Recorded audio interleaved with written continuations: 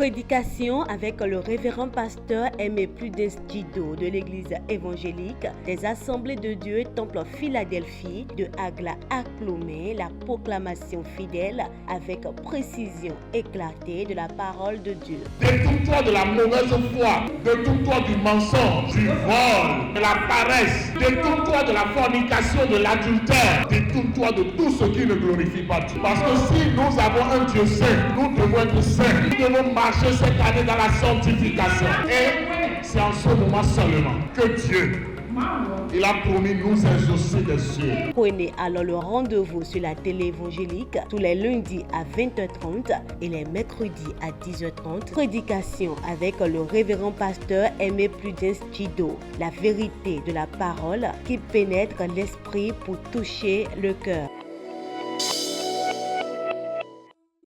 Isaïe, son chapitre 40,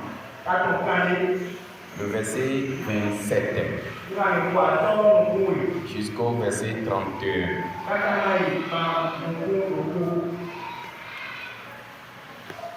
Isaïe 40, le verset 27 jusqu'au verset 31. Amen. Je lis ce qui est avec moi. Pourquoi dis-tu Jacob? Pourquoi dis-tu Israël? Ma destinée est cachée devant l'Éternel. Mon droit passe inaperçu devant mon Dieu. Ne le sais-tu pas? Ne l'as-tu pas appris? C'est le Dieu d'éternité, l'Éternel, qui a créé les extrémités de la terre. Il ne se fatigue point, il ne se lasse point. On ne peut sonder son intelligence. Il donne la force à celui qui est fatigué et il augmente la vigueur de celui qui tombe en défaillance. Les adolescents se fatiguent et se lassent, et les jeunes hommes chancellent. Mais ceux qui se confient en l'Éternel renouvellent leur force. Ils prennent le vol comme les aigles. Ils courent et ne se lassent point. Ils marchent et ne se fatiguent point. Solitaire mais pas seul. Voilà, solidaire mais pas seul. La vie nous réserve des surprises agréables et désagréables.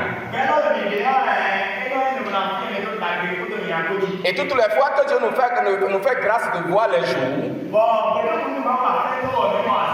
nous rencontrons des événements qui peuvent nous donner la joie ou des événements qui peuvent nous faire pleurer.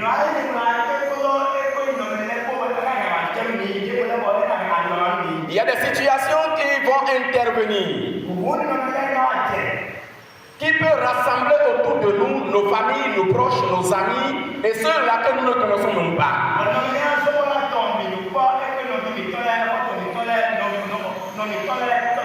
C'est ainsi, il y a d'autres qui vont se passer sur nous au point où nous allons nous retrouver seuls.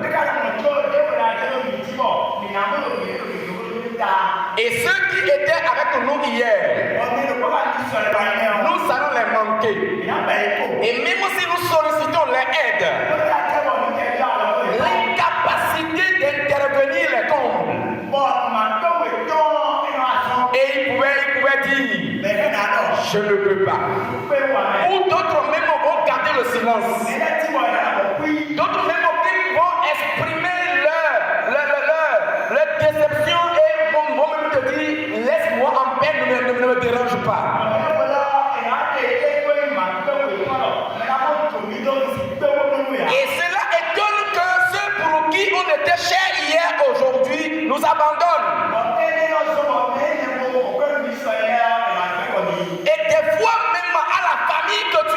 appartient. On se voit même délaissé par cette famille. Vous allez voir d'autres personnes même qui disent que je n'appartiens plus à cette famille. Ils m'aiment mieux de choisir autre famille.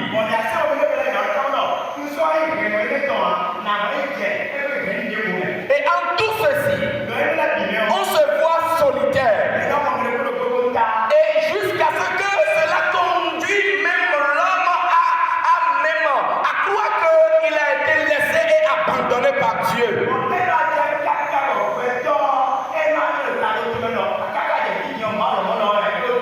Parce que pendant ces moments, on implore le secours de Dieu. Parce qu'on a tenté pour les humains et ça n'a pas marché. On veut maintenant espérer à Dieu. Et pas pendant qu'on se bat pour chercher ou pendant qu'on cherche voies et moyens pour atteindre Dieu,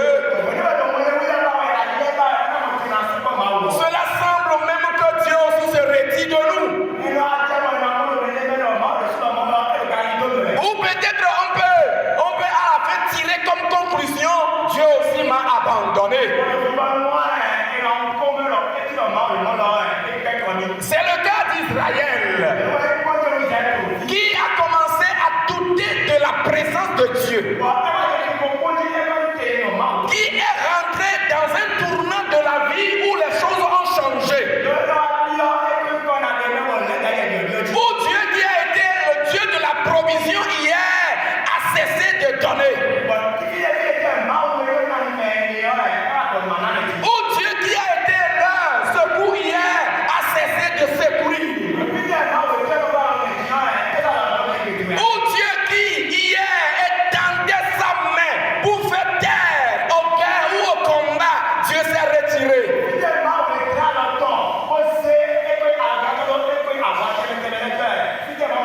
Et Israël a commencé à poser des questions. Je suis devenu quoi?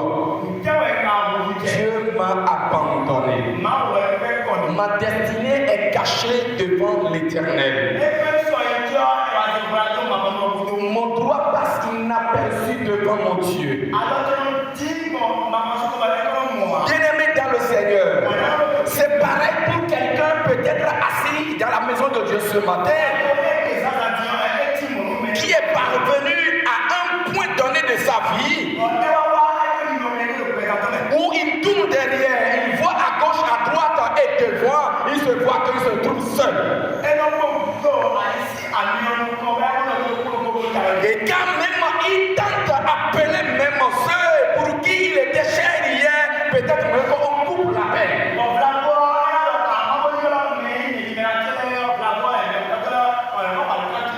S'il même tente à aller surprendre d'autres à la maison, on lui dit mais pourquoi je ne t'ai pas donné le programme, tu es venu me voir, je suis pris.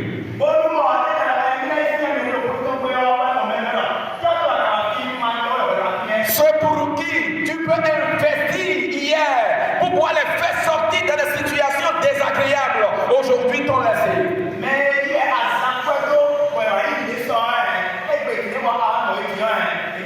Ceux avec qui tu pouvais mettre la main dans les mêmes plats et bien manger, aujourd'hui tu es devenu seul. Et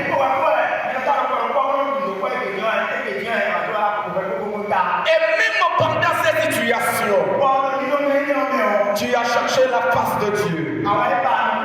Et peut-être que comme tu n'as pas encore donné un mot, tu as peut-être tiré la dernière conclusion comme Dieu aussi t'a oublié.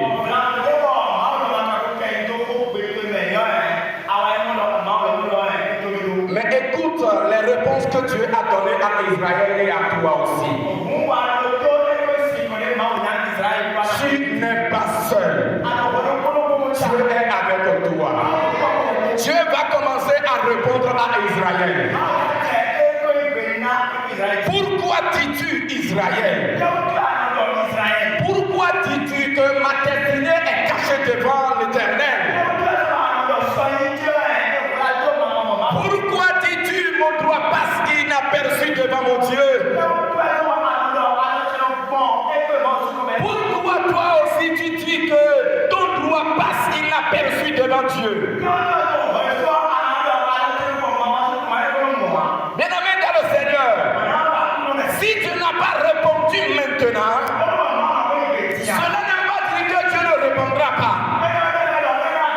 Si tu n'es pas intervenu maintenant, cela ne veut pas dire qu'il ne va pas intervenir. J'ai lu un document un jour. Pendant que, en ces temps-là, c'était comme le désert pour moi. Et je priais, c'était comme si Dieu aussi a fermé ses oreilles de m'entendre. Et j'ai pris mon portable pour écouter les messages audio de Rick Warren.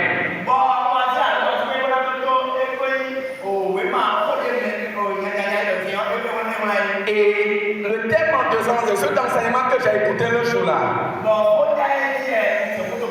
était: et si Dieu semble être lointain? Si il semble que Dieu est lointain, donc ce qui veut dire qu'il est là, mais ce que je traverse me montre qu'il semble qu'il est loin, mais il n'est pas loin.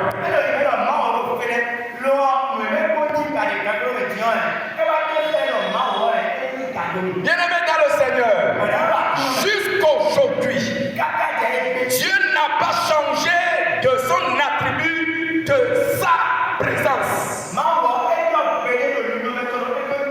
Il est toujours omniprésent. Il est omniscient. Il contrôle tout. Tout ce qui se déroule sous ses yeux. Tout ce qui se passe sur toi. Dieu est au contrôle de tout. Il sait quand ça a commencé. Il sait comment ça a commencé. Et ce que je vais te dire comme une bonne nouvelle, il sait quand ça finira. Et quand ça va finir, tout ce que tu traverses aujourd'hui qui te donne des larmes, ces larmes se changeront en larmes de joie. Car ce sujet, à la fin, cela changerait pour être un sujet de gloire à Dieu. Je voulais te dire qu'en tout ceci, il y a certaines personnes qui nous contrôlent et qui nous suivent et qui sont avec nous. Je vous parlais premièrement de ceux-là qui nous soutiennent quand nous sommes dans des moments difficiles. Et quel est le résultat que nous obtenons à la fin? Premièrement, je voulais te dire qu'il y a des fois que tu donnes raison aux humains de t'abandonner quand il s'agit de ces situations.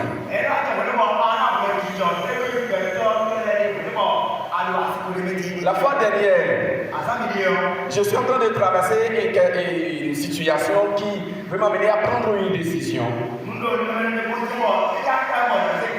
Pour la semaine qui est en train de finir, nous avions passé un moment de consécration.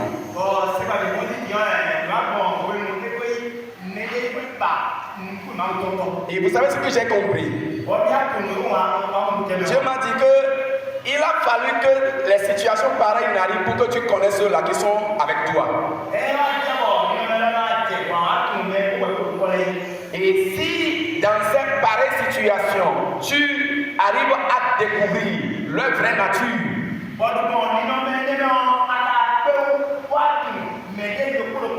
c'est pour te dire que il y a certaines choses dans lesquelles tu n'auras pas besoin forcément des hommes avant de réussir.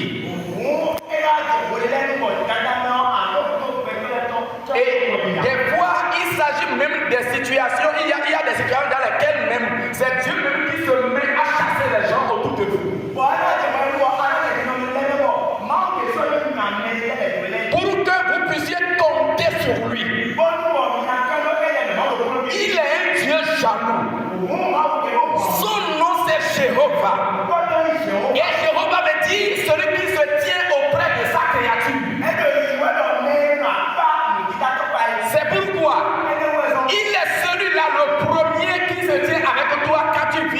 situation. Alléluia. Deuxième personne. Nous lisons dans le livre de Matthieu 28. Le verset 20. Il dit, et je serai avec vous jusqu'à la fin du monde. C'est pendant que Jésus voulait quitter ses disciples. Et connaissant les situations de la vie, et ayant vécu tout ce que les sacrificateurs ont fait de leur maître,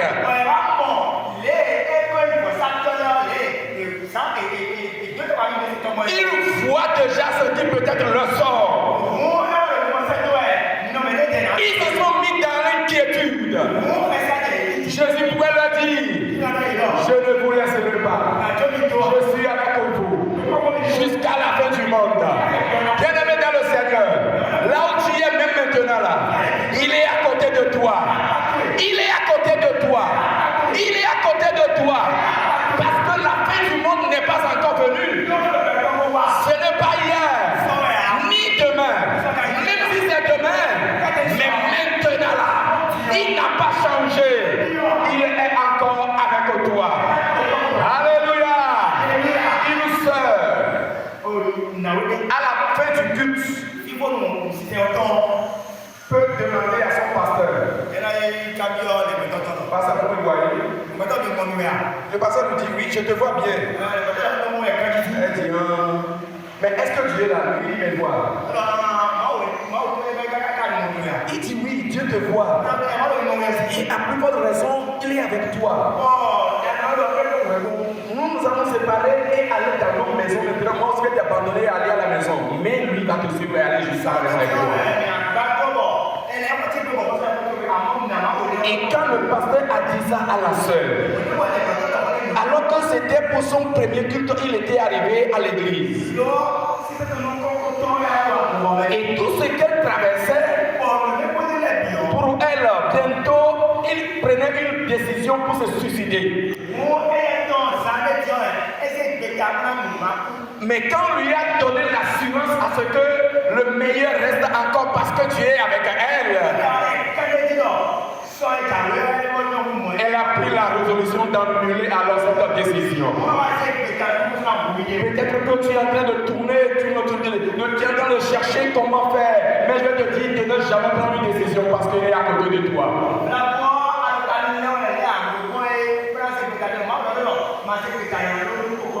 Il a dit, j'ai vaincu le monde. Son nom c'est Jésus. Ah, avec ce nom, tout genou fléchit. Avec ce nom, toutes les barrières s'ouvrent pour sa gloire. Il est avec toi.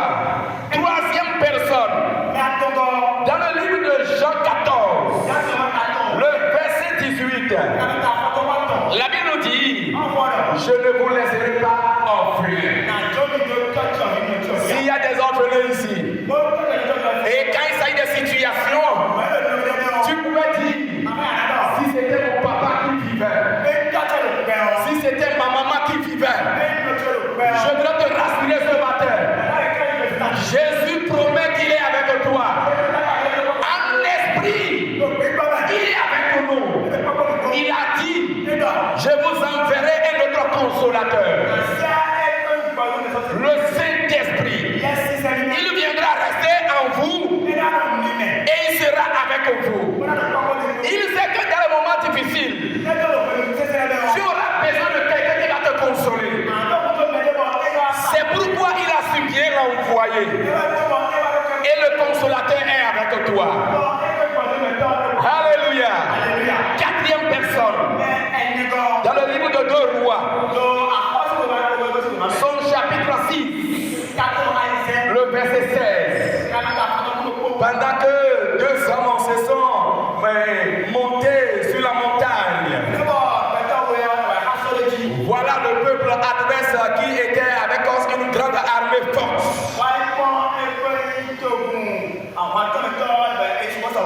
Et quand ils ont vu cette grande armée, son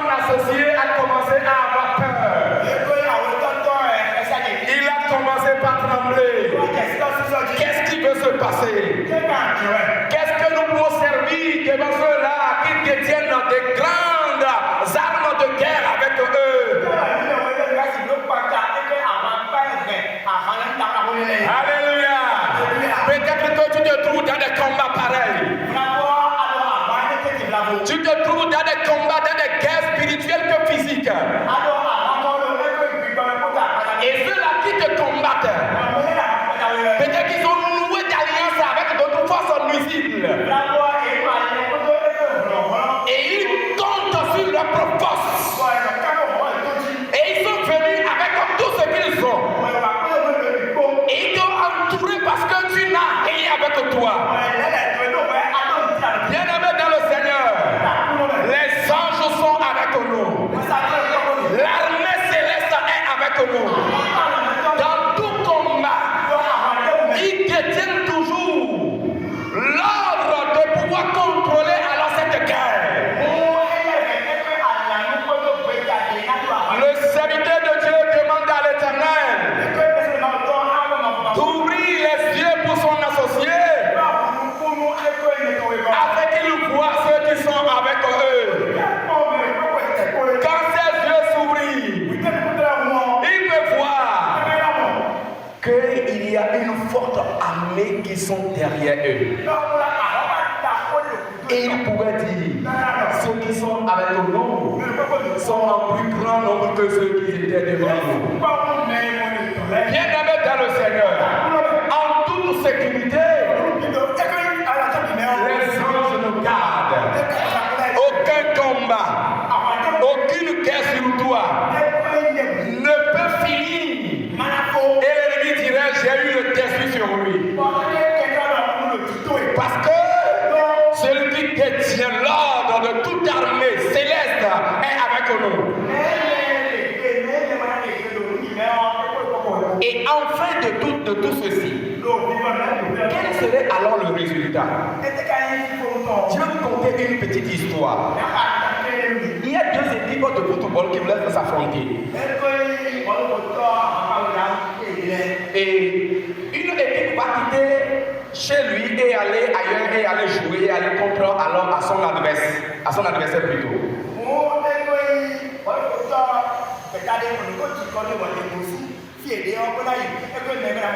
Et cette équipe qui va se déplacer, c'est une équipe qui est reconnue. Et quand il va, il marque, c'est-à-dire il revient avec une victoire. Et il revient toujours avec une victoire.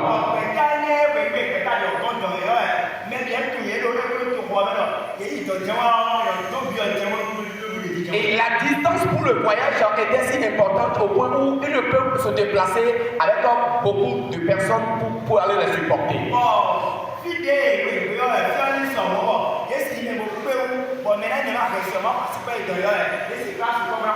Et ceux avec qui ils s'en vont jouer, ils ne font rien. Mais qu'est-ce qu'ils ont dit? Ils ont alerté toute la population pour dire en ce jour-là que tout le monde envahissait alors le terrain. Et le coach a donné l'ordre aux joueurs comme si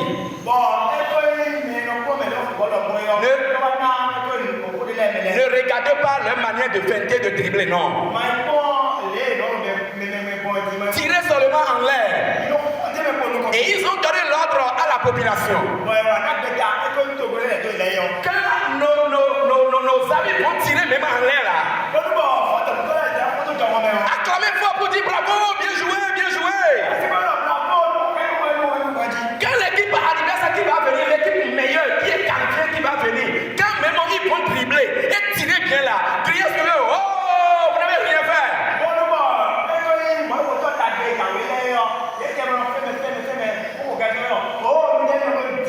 Et en ceci, ils sont embrouillés et nous allons les marquer. Et effectivement, c'est ça qui s'est passé sur le terrain. Quand leur équipe va tirer même en l'air, même qui va même passer hors du camp, ils vont acclamer bravo, bien joué. Quand l'équipe adverse même va faire les dribbles et faire des passes là, oh, tu n'as rien fait, tu ne sais pas jouer, tu es nul même. Et effectivement, ils sont embrouillés. Et comme les tirs allaient seulement dans les airs, et c'est ainsi l'équipe qui ne sait jouer là a marqué à la première partie. sont allés alors au mi-temps. Mais leur entraîneur a dit, mais qu'est-ce qui ne va pas? Ils sont embrouillés. Ils sont troublés. Ils ont perdu le fil. Ils ont essayé de chercher encore d'autres techniques pour revenir encore. Vous voyez déjà la vigueur qui serait alors dans cette équipe-là qui a gagné, non? Quand ils sont revenus encore, le scénario a commencé. Jusqu'à ce que vers les 10 minutes restantes pour la fin, l'équipe a donné encore 2 buts. Et ça fait 3 buts à 0 pour l'équipe gagnante là. Et qu'est-ce qui se passe? Il y a le capitaine de l'équipe, quand il allait, son petit garçon lui dit, papa, j'irai avec toi.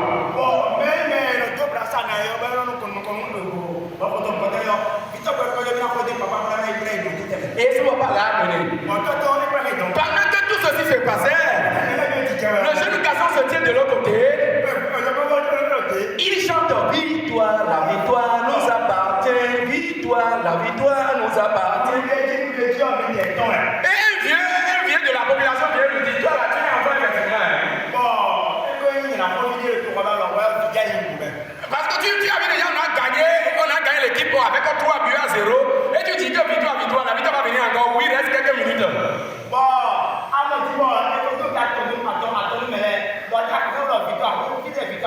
Il lui a dit, regarde alors la montre.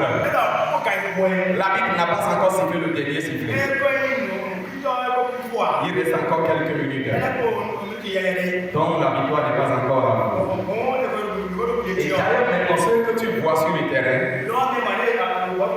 ce n'est pas eux-mêmes qui sont les vraies équipes. La vraie équipe va descendre tout à l'heure. Et tout va changer. Et peu de temps après, il fait signe à son papa et il tire son doigt vers le haut. Et son papa regarde en haut. Il dit, le secours viendra de l'Éternel. Et quelques temps après, le jeu est changé. Premier but, deuxième but. Et l'enfant commence par dire toujours victoire. Il regarde le vieux. Victoire, la victoire nous appartient.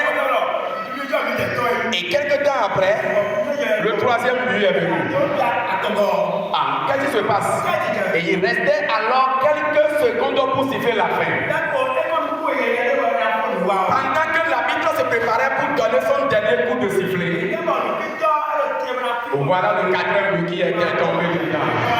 Alléluia! Bien-aimé dans le Seigneur, qu'est-ce que je veux te dire? Celui qui siffle le dernier sifflet, c'est Jésus. Quand le dernier sifflet n'est pas encore donné,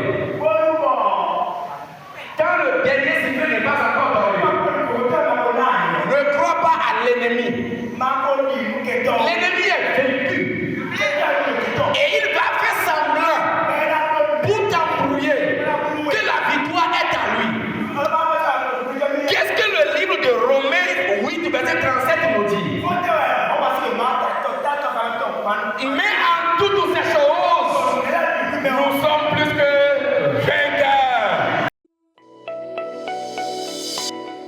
Prédication avec le révérend pasteur Aimé Prudence Djido de l'église évangélique des Assemblées de Dieu Temple Philadelphie de Agla à Clomé, la proclamation fidèle avec précision éclatée de la parole de Dieu. Détourne-toi de la mauvaise foi, détourne-toi du mensonge, du vol, de la paresse, détourne-toi de la fornication, de l'adultère, détourne-toi de tout ce qui ne glorifie pas Dieu. Parce que si nous avons un Dieu saint, nous devons être saints. Nous devons marcher cette année dans la sanctification. Et c'est en ce moment seulement que Dieu, il a promis nous exaucer des cieux. Prenez alors le rendez-vous sur la télé évangélique tous les lundis à 20h30 et les mercredis à 10h30. Prédication avec le révérend pasteur Aimé Prudence Djido. La vérité de la parole qui pénètre l'esprit pour toucher le cœur.